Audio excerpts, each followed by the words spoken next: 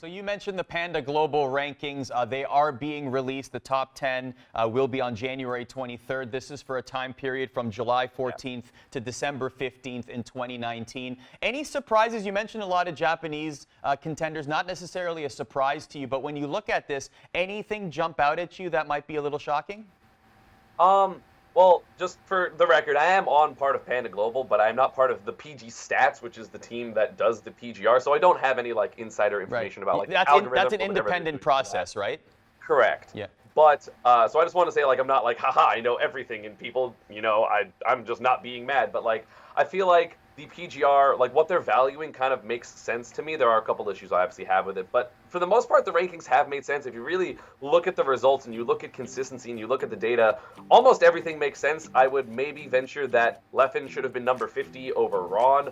But like, other than that, I think that everything kind of makes sense because people will always be like, oh my God, it values people going to a couple events and doing well and then, ghosting the events because someone like Rafi X, who went to 3 PGR events, which is the minimum, got number 31. But that's also because he got 7th at an S tier and 9th at tied for the biggest S tier in Super Smash Con, and then like 3rd at like a New England C tier, which is where he's from.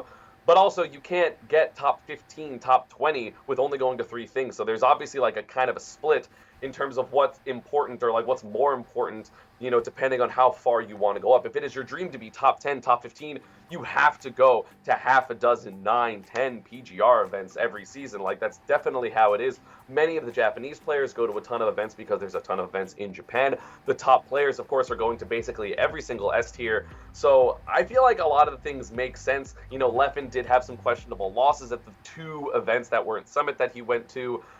So it's kind of hard, whereas Ron was a little bit more consistent, even though he had less wins. Obviously Leffen with wins on Tweek, wins on Salem, wins on Meister, and Tweek and Meister obviously going to be top 10 players. I don't think there's any debate there. So it's kind of questioning to people. They're like, but he has these good wins, but also he's losing to people that people don't know who they play, which, like, that's not great. No shots at Leffen, of course. I think he's an amazing player.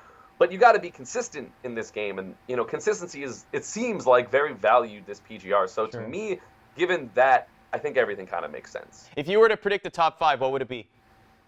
Obviously, MKLeo number 1. Samsora number 2. He had such an amazing season. Just overall so consistent.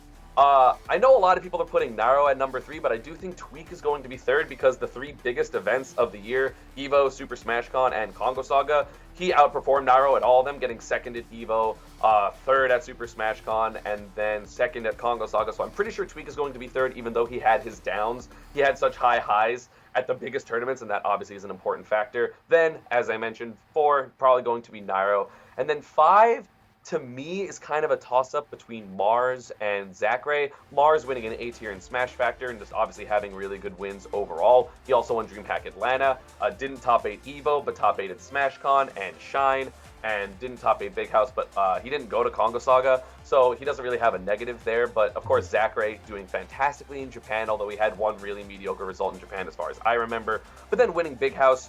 So I love Zackray, but he got 33rd at main stage, where Mars I don't think had a performance that low. So if I had to give a number 5 to anyone, it would probably be Mars.